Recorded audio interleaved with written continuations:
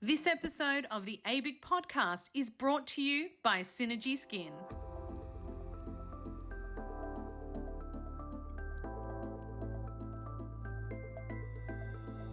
Hello and welcome to the ABIC podcast, your online support community for the aesthetic and beauty industry. Here, we're strengthening and unifying the industry through representation, innovation, and education. This is a platform created and dedicated to the aesthetic and beauty industry, valuing unity and advancement. We serve to represent, support, and inspire you by connecting you with industry experts, expanding your knowledge through educational pieces, and bringing you the latest industry news. This is the ABIC podcast.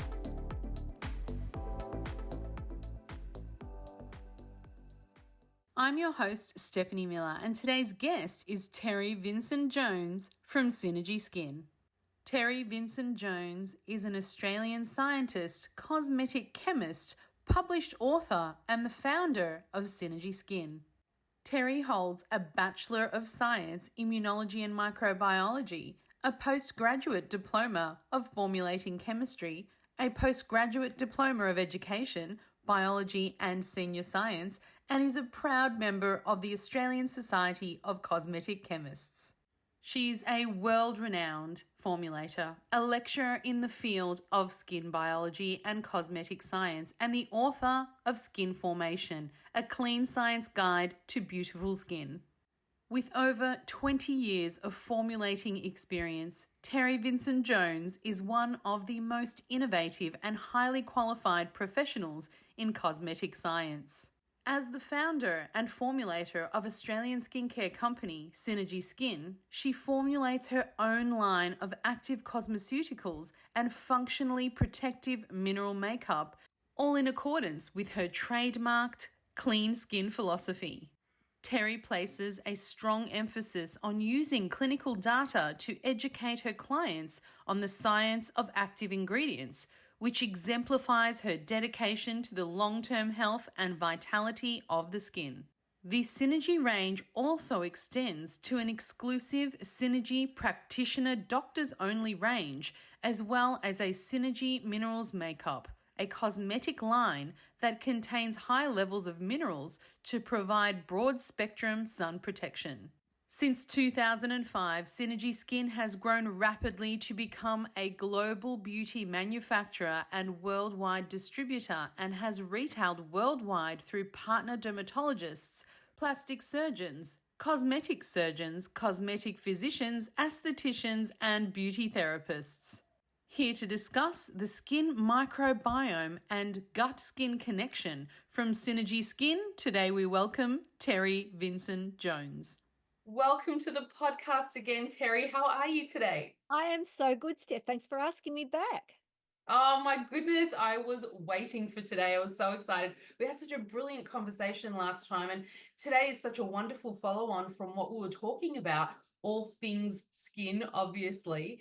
Let's start our podcast the way we always do.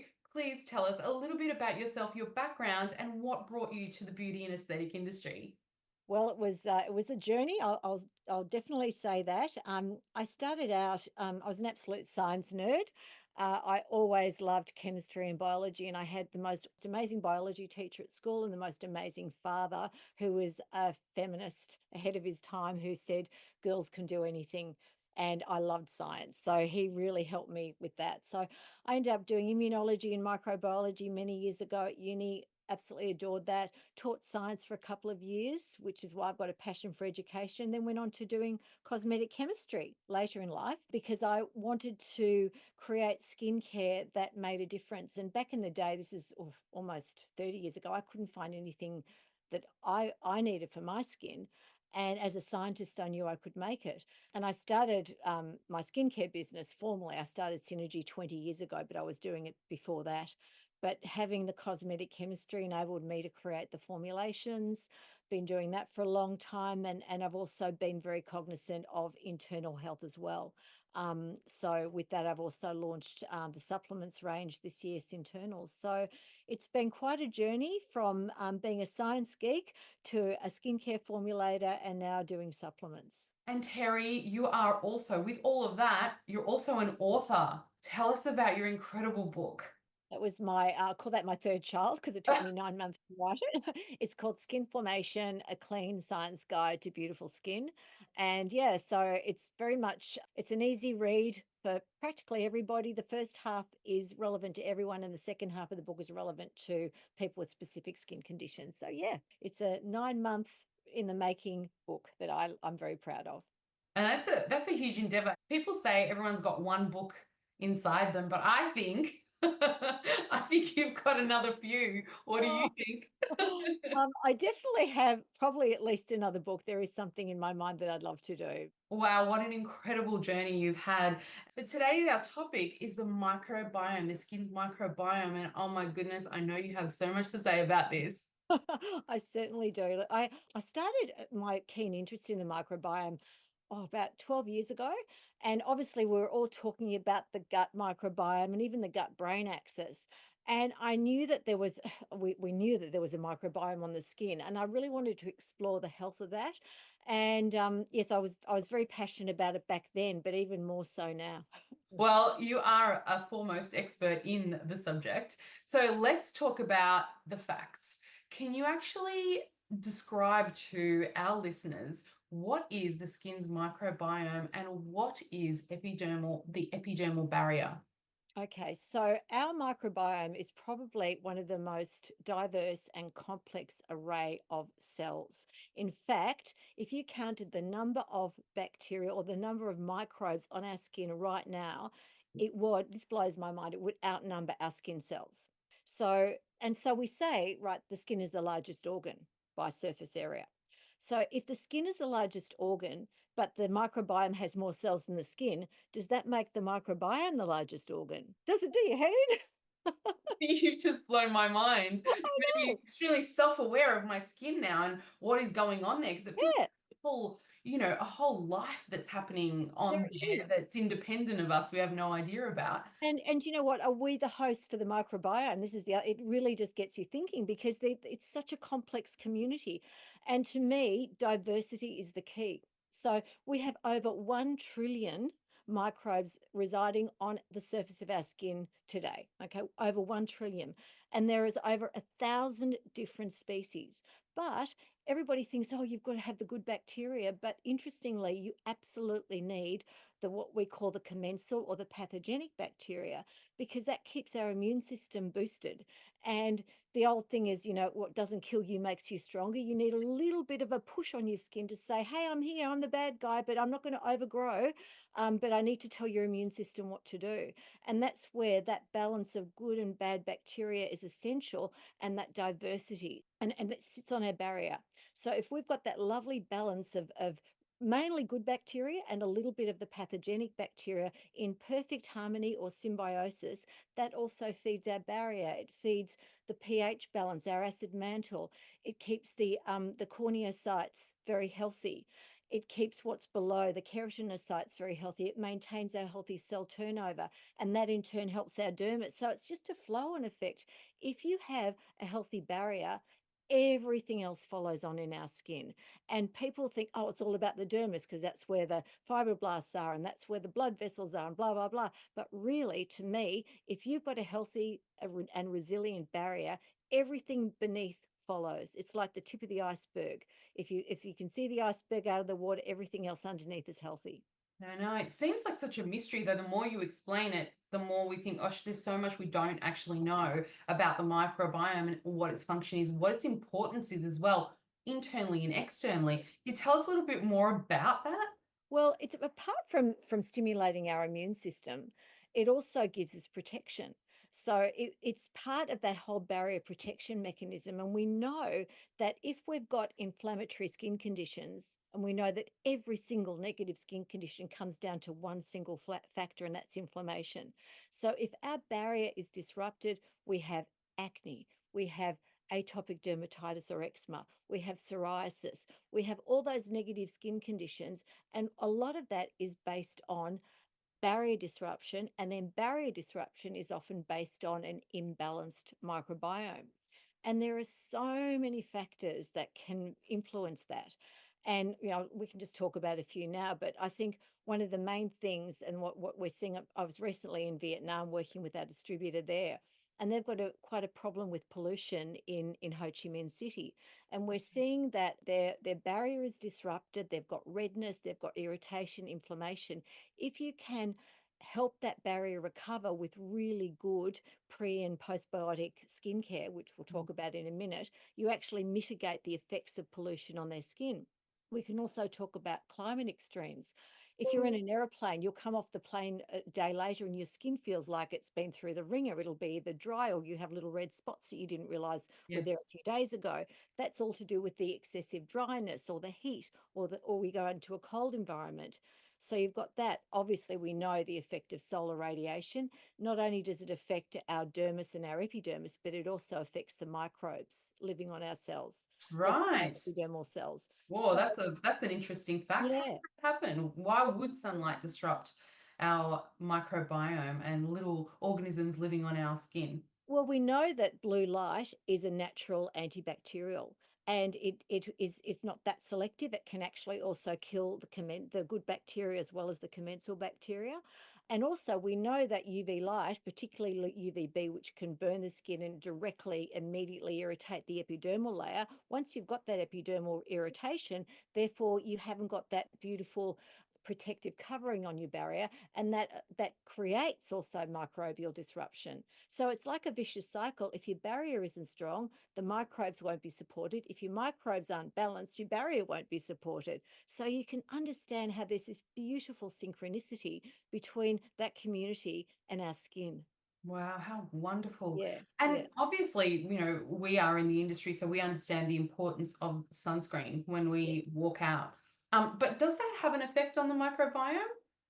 Look, zinc oxide I mean, I'm always team mineral sunscreen, you know that, but I will say that I'm so not a fearmongerer, and there's a lot to be said for the negativity that often the clean beauty movement brings to the table Mm, with scaring everybody. And I've always said I would rather wear any sunscreen than none at all. And there's a lot of fake science about the chemical sunscreens, but we do know that compared to the mineral sunscreens, the organic or chemical sunscreens are far more likely to cause skin irritation than their counterparts. So my choice would always be, in terms of healthy skin, or if you've got sensitivity, always go for your zinc oxide, because we know zinc oxide is a natural anti-inflammatory. And if we've got reduced inflammation and a calmer skin, that environment is going to be more beneficial for hosting the good bacteria and that beautiful balance. mm. I love how every time you say, inflammation is the common causative factor of all skin concerns. I mean, I'm such a proponent of that. Harvard did a study a while ago that actually backed that science up and said that actually all congenital, what you're not born with, disease is a result of chronic, uncontrolled inflammation over long periods of Yeah. time. And what you're saying now is that we've got this incredible support network on our skin helping us to regulate that. Incredible. How do we support it doing its job? I think, what apart from looking after your soul, minimizing excessive solar radiation, but we can also, and this is something that could be a little bit controversial. Two things. I think antibacterial hand wash, body wash, and sanitizer, and overuse of antibiotics. Okay, so those two things are meant to obliterate bacteria. And again, there's no choice. They go just kill everything in its path. COVID has a little bit to answer for in that respect, because it's created this generation of people thinking, oh, sanitize, sanitize. You're outside an elevator in your apartment. I live in an Mm. apartment, and everybody's told to sanitize before we get into the elevator.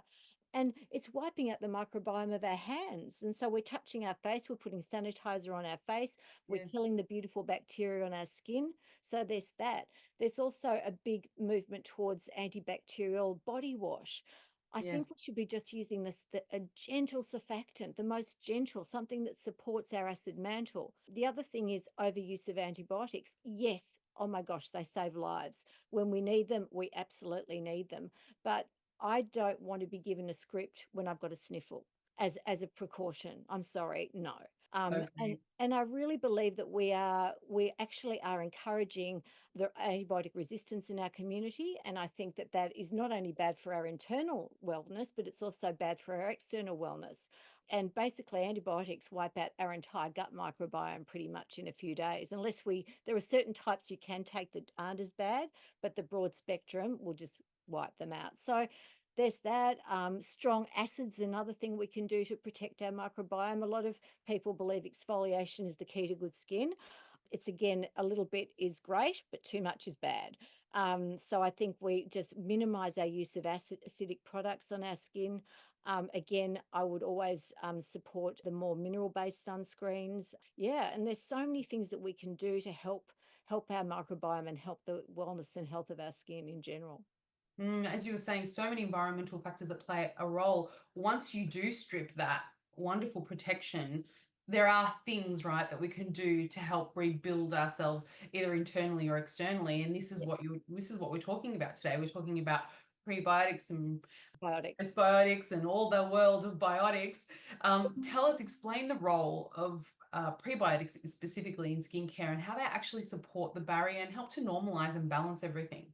The prebiotics are really essential in both for gut health and for skin health. And we're just realizing, when I first started formulating skincare to support the microbiome, I realized the importance of the prebiotics. So prebiotics are basically the food for the bacteria, but they actually feed the good guys at the expense of the bad guys. Oh, great. Yeah, which is great. So we will have an overgrowth of the good at the expense of the bad. And we need that. And that creates that beautiful food, creates that lovely environment so the good bacteria will flourish, and then we'll have that beautiful diversity. And again, I say diversity is the key both to gut health and to skin health in the bacterial microbiome. So Mhm. that's the first thing. And then the second thing is, there was a big push for probiotics. Now, I would never, never, ever put probiotics in a product, a skincare product. Okay. That is the worst thing you can do in terms of thinking you're doing the right thing for your microbiome, because the first thing that happens when you put live bacteria into a bottle of skincare is you kill them, because those bacteria are now in a preservative environment, and preservatives love to kill bacteria. And if you don't have a preservative in your bottle of skincare, unless it's completely oil-based, that's the only exception, you will have bacterial overgrowth. And, it scares the bejesus out of me when I go to these markets and I see preservative-free skincare in the stalls. And I'm thinking, you are asking for a staph infection, lady. So I really worry about that. So we need to have preservatives. So my big thing when I started to formulate is like, why are people putting live bacteria in their skincare? So what we look at is what's called postbiotics, and it's a completely new realm in microbiology for skin. So if you could imagine, if you've got a bacteria, a really good bacteria, say bifidobacteria, for example, and you squeeze that bacteria and all the juicy good stuff comes out, and that's the stuff for your skin, that's the postbiotic. Oh, okay, great. Okay, so You're squeezing the food all out of it and yeah, putting it on your it's skin. It's Sounds like the lovely. yeah, it's like the juicy nutrients in a bacteria, Oh, but love the it. bacteria is designed to protect it and stop it from coming out unless there's certain situations, but the preservative will kill that bacteria, it'll be useless. So what we do is we ferment the bacteria, in this case bifidobacteria, and we get what's called a lysate. So the bacteria is in a controlled way lysed, and the good stuff, the juicy stuff, is exuded out of the bacteria, which is the postbiotic, and that's completely resistant to preservatives because it's not living anymore. Mm. And we put that in the skincare. So it's basically all the good stuff that the bacteria makes that will support the microbiome, plus the food in one product. That's, to me, and it could be a Synergie product, could be another brand. I'm not pushing anything, but if you get a good mixture of prebiotic and postbiotic, not probiotic, together, you have got a great supportive product to help and nurture your microbiome. I love the way you explain things. It's so visual and so like you get it. That after you've explained, I'm like, I get this now. I want that juicy goodness on my skin. I used to, many, many years ago in my early 20s, I was a science teacher for a couple of years. And Oh, that's so that's where I love explaining things So not really complex things, but I love explaining complex things in a simple way. It makes me happy. That makes so much sense because the way you speak, I feel like anybody can understand, and you boil down such a complex, system into a visual. I can actually feel this and I can do this on my skin, and it's not intimidating, because sometimes it is overwhelming. There's so much of a selection in skincare. You really don't know what to choose and what to go for. And you told so many things in Yeah. media and social media, and we really don't understand like how does it balance our skin? How does pre and postbiotics balance our skin? Maybe that's something you can explain to us as well. How does it keep the balance in the microbiome? Well, if I had 2 hours, I could probably explain that really, really well. But basically, it is supporting what should be there. Okay, so what should be there is a very high proportion of good and a very low proportion of pathogenic bacteria. And what you are trying to support is that balance and diversity. If you just think of two things to take away, you want balance of good and bad, and mainly good, and diversity. If you don't have those two factors, you won't have a healthy microbiome and you won't be supporting your epidermal barrier and what lies beneath that barrier. Mm, And I think that's just really, really important. And I think one particular prebiotic that I love is inulin. And it's a really simple ingredient, and that's my favorite. There's a few. It's an oligosaccharide, and right. it's just beautiful, beautiful food. And the other postbiotic I love is the lysate of what's called bifidobacteria. And that is fantastic for controlling inflammation. And different Right. bacteria have different functions, but particularly bifidobacteria is a lovely, calming, anti-inflammatory, has all those ingredients in there that help improve the balance of the toll-like receptors in our skin and reduce the inflammation and that inflammatory response. So that's kind of where I sit with it. So prebiotics and postbiotics, do they belong in every skincare product? Tell us a little bit about skincare and which is better, how to use it. Okay, so I believe that every skincare regimen should involve prebiotic and postbiotic. So I have separated out as a formulator the nurturing of the microbiome in a single product. And I used to say, I used to be the ABC zinc queen, vitamin A retinoid, whether it's retinol or hydroxypinoculone retinoate, niacinamide, and A vitamin C. ABC was always my thing, and zinc. So it was ABCZ, but now I'm ABCDZ. So D is for, well, I call it dermiotic, but D is for the product that supports the microbiome. So if I could say the perfect skincare regimen for almost everybody would be cleanse, support your microbiome. In the morning, use a vitamin C and a zinc oxide sunscreen, and at night, use a vitamin A and a vitamin B. Oh, I love that. You wouldn't use your B and C in the morning?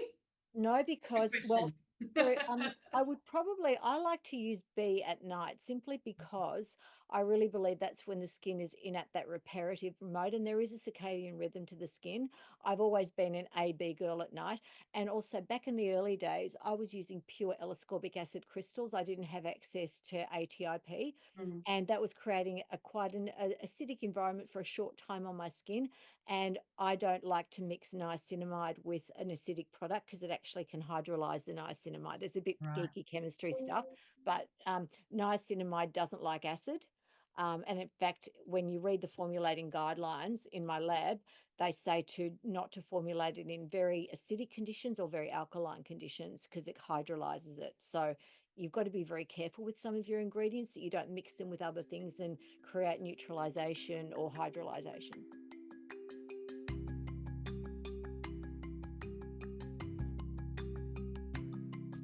The Synergie Skin range is supported by clinical data, supercharged with the maximum dosage of active ingredients and formulated for optimal health. Offering evidence-based solutions for the lifetime of your skin, Synergie Skin is dedicated to maintaining skincare of a professional, ethical, and clinically sought-after standard. Their formulas are designed to create biological change at the source. It's optimal skin health for the long haul, just like you deserve. Synergie Skin, the perfect synergy between skincare and real results. To learn more, visit www.synergieskin.com.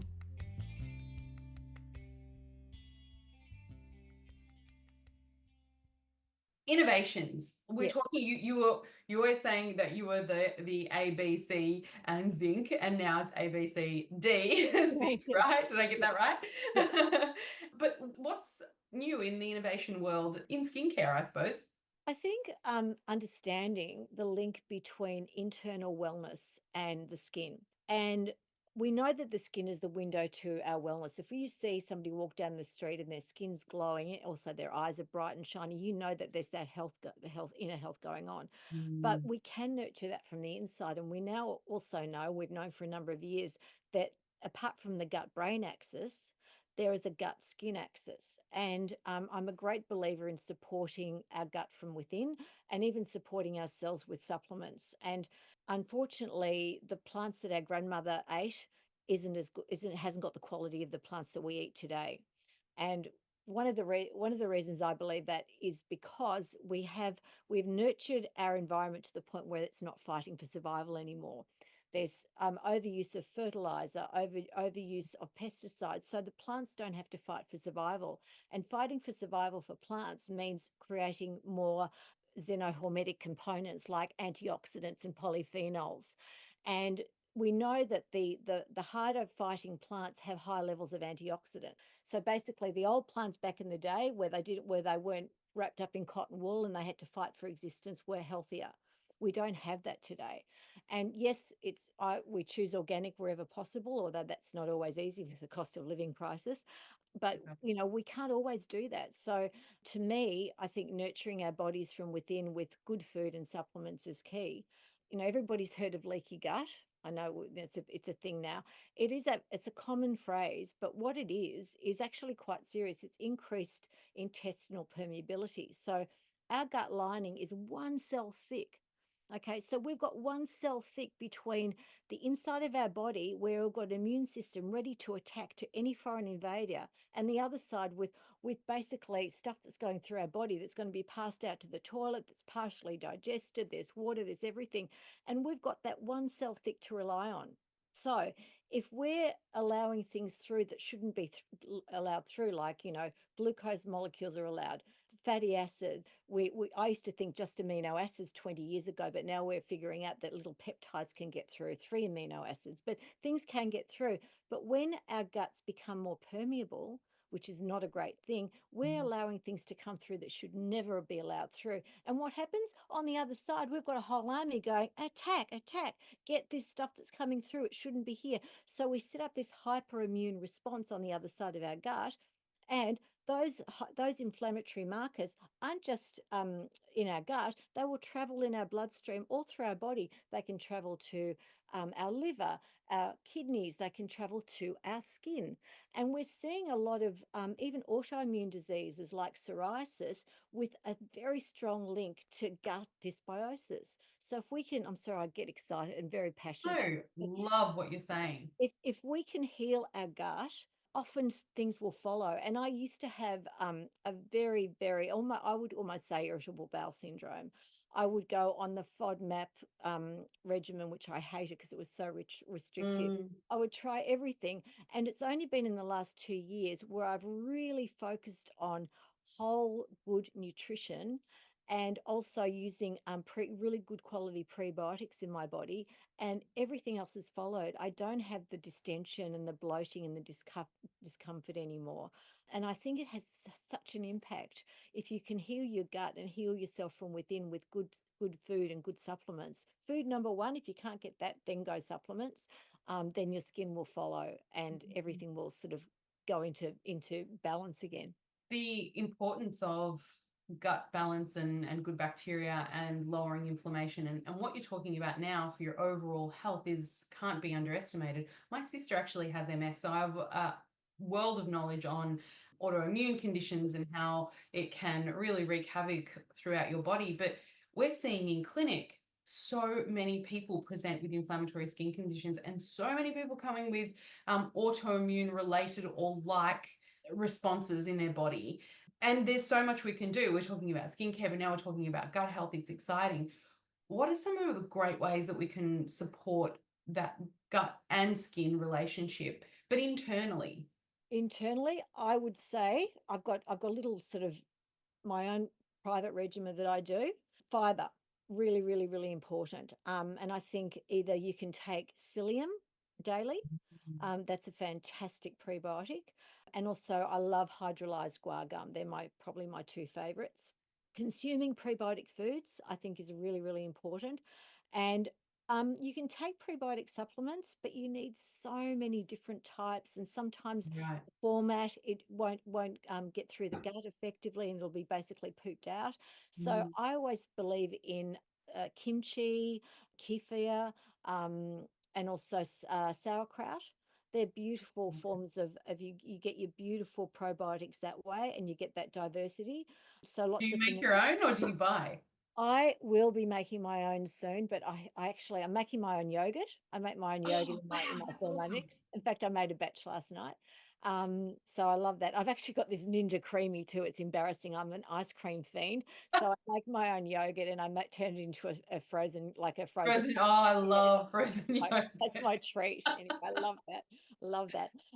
The other thing is increase your omega-3s. And I'm a great believer in any form, either supplements or oily fish is great as long as it's free of contaminants like mercury. So stay away from swordfish. That's one of the most Oh, yes. potentially polluting fishy. But mackerel and salmon is fantastic, or even What do take you think of Australian salmon? My partner went out fishing and he caught a whole bunch of Australian salmon the other day. I tasted it, wasn't too bad. Oh, well, you know what? As long as it's got the omega-3 levels in it, I don't know much about the Australian salmon omega-3s versus the other Mm. salmons, but I know that they're all great because they're oily fish. But even the white fish, people think, oh, it's only the salmon, but you can even get good omega-3s from the white fish, the Oh, non-meat good. fish. So yeah, so it's not all bad. The other thing I love is algal sources, because if you get your omega-3s from algae, that's the source. That is what the Yeah, fish eat to get their omega-3s. right. So you're going to the straight to the start of the food chain, and you're also bypassing any potential for any mercury contaminants.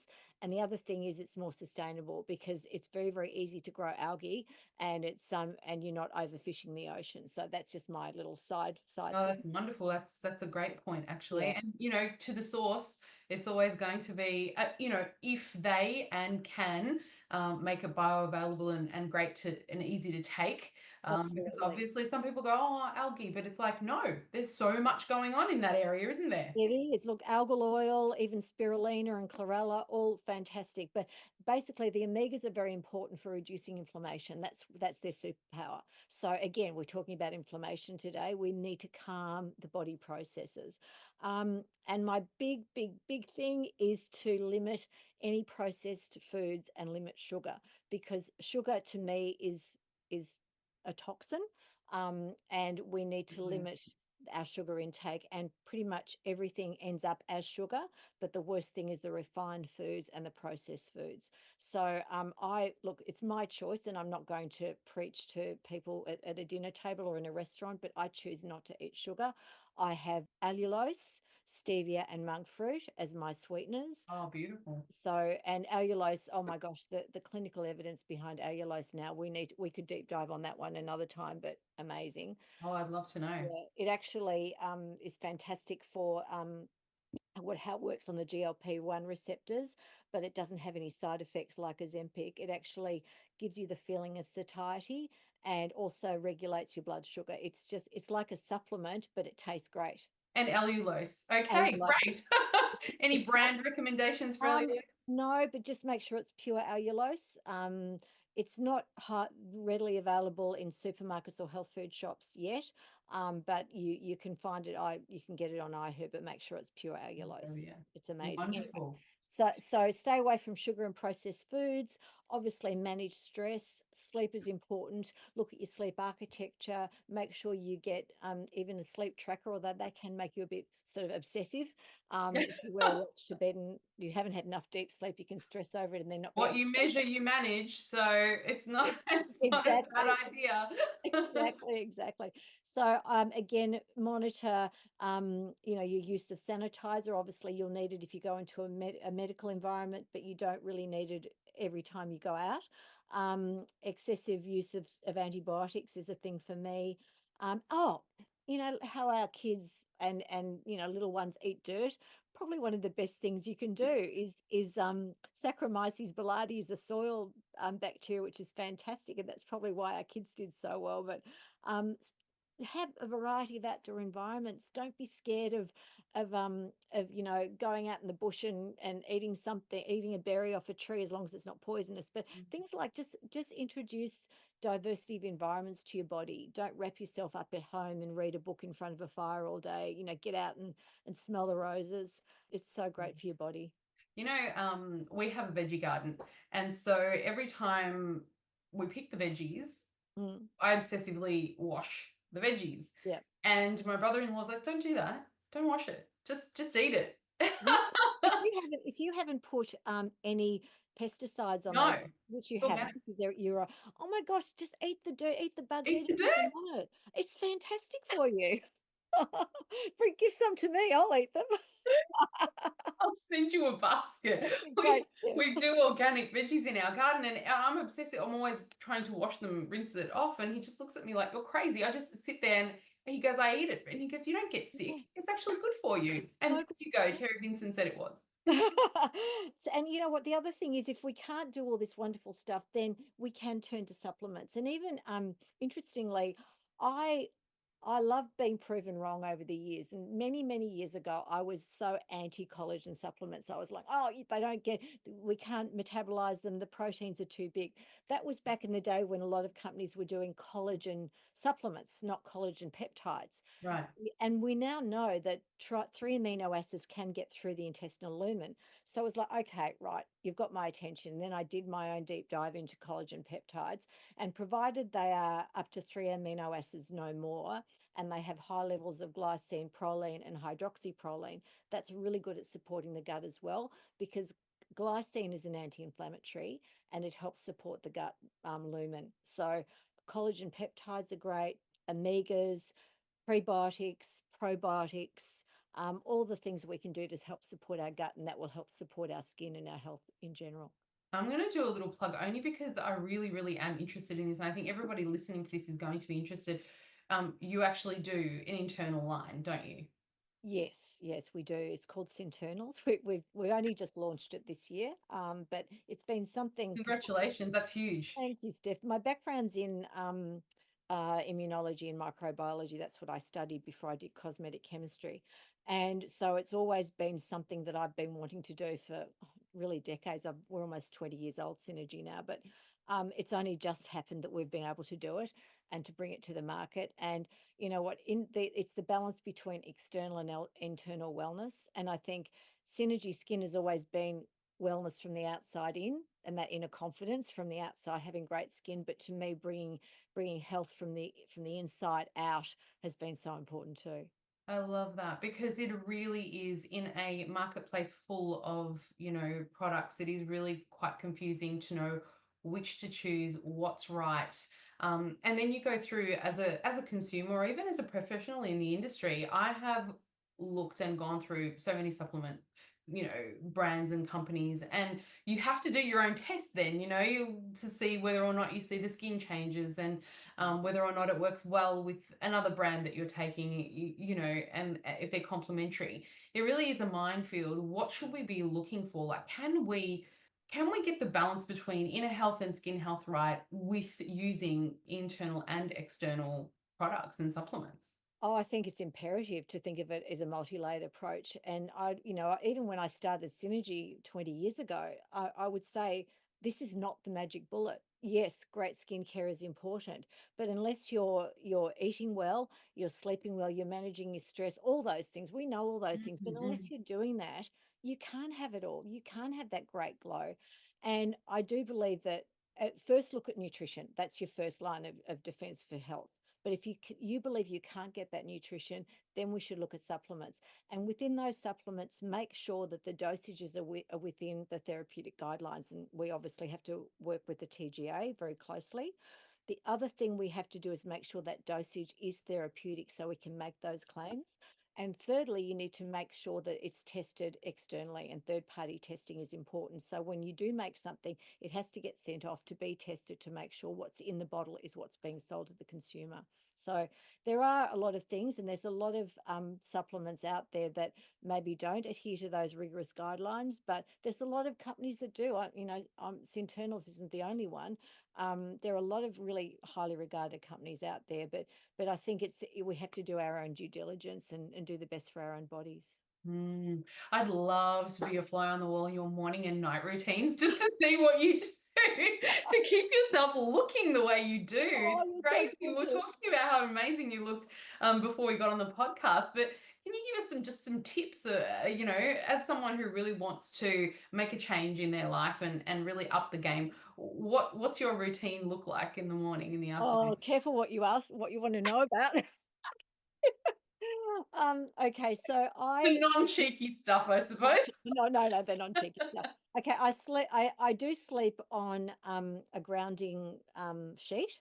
Oh, Um, wow. so Oh, tell us, please. Yeah, no, look, I don't, to be honest, I haven't noticed like, a whoa, everything feels Right. amazing. Because actually at 60, almost 62, I don't wake up with aches and pains, and I'm so grateful for that. I know a lot of my friends are starting to do that, and I wake up feeling like I feel younger than I am, and then I look in the mirror and realize I'm not. Oh But, no, but don't you know, say but you know what I mean? I feel good in my body. My body feels good and vital and strong. So yeah. I exercise every day. I do resistance bands training. I love that Nice. because I love the eccentric and the eccentric force, because often with dumbbells you're just pushing up and then you just let your body go down, whereas with bands you're forcing both ways, which I love. I also love my hypervibe. I have a vibrational plate which I get on almost every day, which helps to stimulate my muscles and reduce bone density loss, which is great as we get older. I do walking with a weighted vest now. I've just bought a weighted vest, so I love that. Wow. What's Yeah. the benefit of that? It actually helps put a little bit more stress on your body, not too much, but again, great for weight, for bone density, also for increasing metabolism ever so slightly, not massively, but it just gets you working a little bit harder. I used to be a long distance runner, and I don't believe it's as great for my body now as it probably was in my 30s and 40s. So I try and put my body under a little bit of stress through the weighted vest. And also I do rebounding. I love my rebounding.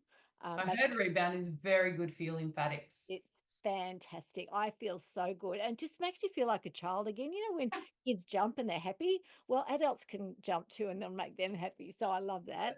I Um, love I also have, apart from that, I have. This is really embarrassing, but I'm giving away all my secrets. it. Tell me. I've got an electronic ab stimulator, That's and awesome. Oh it's my really goodness. I've always wanted. I'm it's good. fascinated.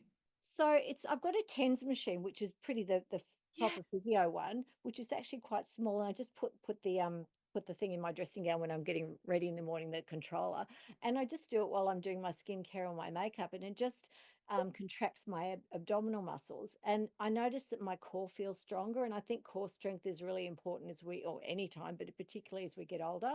So, and I'm all about time in motion. I don't go and sit there and wait for my ab machine to work. I'm doing it while I'm doing my makeup. And, I'm obviously doing my skincare routine. I'm doing my, cleanse in the shower, and then I use my, my product. I don't want to be doing Synergie plugs, so I won't, but I use the skincare routine. and Wow. and so and then I actually intermittent fast, but that is something again that's personal. It doesn't work for everybody. So I don't eat until 1 o'clock in the afternoon Is that every day? every single day. And except, look, obviously you've got to live when you're on holidays and you're with friends and that. I'm not that harsh on myself. Mm. Um, I very much limit. I don't have any sugar. I think I'd only have packaged food if I'm out and I've got no other choice. But I don't think, I can't remember the last time I ate processed food. Mm. I pretty much make everything from scratch with my husband. I filter my water because I'm very concerned about In fact, I'm concerned about the forever chemicals, and I'm actually looking into a reverse osmosis system at the moment. Oh, I heard they're incredible reverse osmosis. I was actually looking for a really good brand to introduce into my clinics and also my home. Yes, So if you I'm find still. one, let us know. I will. I'll let you know. I haven't got it yet, but these are things that I want to do in my life, but I don't want to become. It sounds like I do everything for health. Well, I do a lot for health, but I also live. I love going for long walks with my husband or my daughter. I love going out for dinner with my friends. You've got Mm. to have the occasional glass of wine, and I love a good champagne, and you know you've got to live, and that's and also sense of community. Having a really good relationship, whether it's with your long-term partner or whether it's with your family member or your child, have that sense of connection, have that sense of purpose. And I don't think I'll ever retire. I can't imagine. I'll always do something, because I get up in the morning with a sense of what's today going to hold for me. And I think that's really important. So yeah. Do you feel like that came later on in life, or do you feel like you've always been this sorted, and this under, I don't know, I just feel like you're so together. When did that happen? Is it? Oh, I look probably a swan on the top and my legs are going crazy like a duck down the bottom, but under the water. But I think I I am more comfortable in myself in the last few years, and I think I did go through a lot of struggles, as a child and as a young adult. I did, Mm. and um, there's a lot of background there that was difficult for me, but I think the last few years of my life have probably been the best. And I think wisdom and maturity are such great parts of life. And I'm feeling good now. I'd love to live forever. I know I won't, but I've still got so many things to do. And I'm just like I said to my husband, this I just don't want to miss out.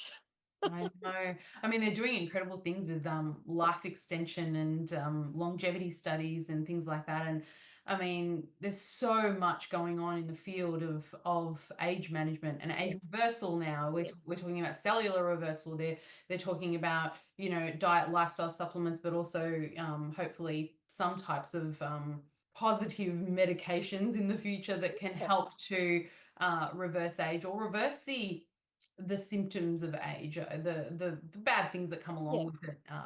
I think And NAD boosting is a huge thing. I mean, that's something that I do. Yeah, I forgot to mention I take supplements every day.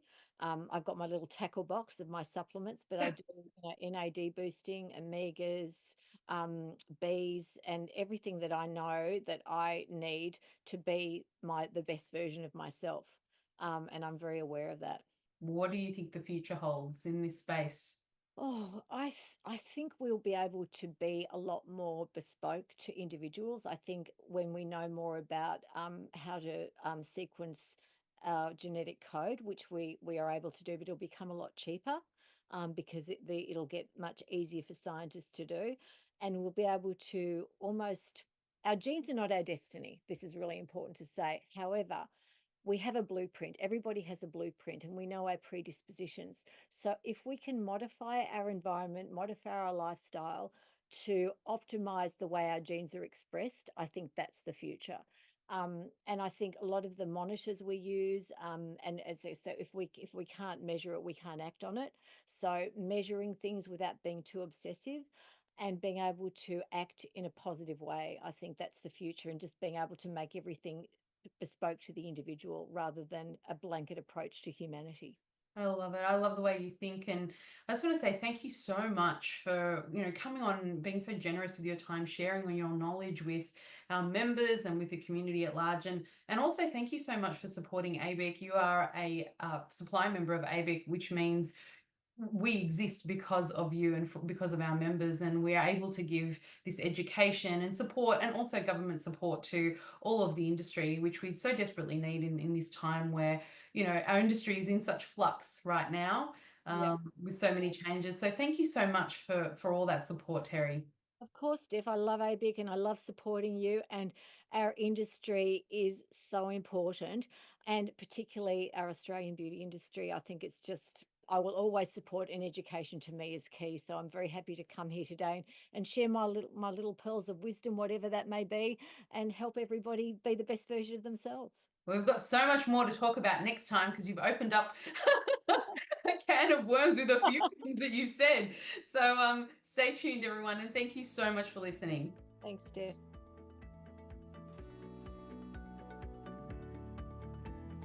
You've reached the end of another episode of the ABIC podcast, your online support community for the aesthetic and beauty industry.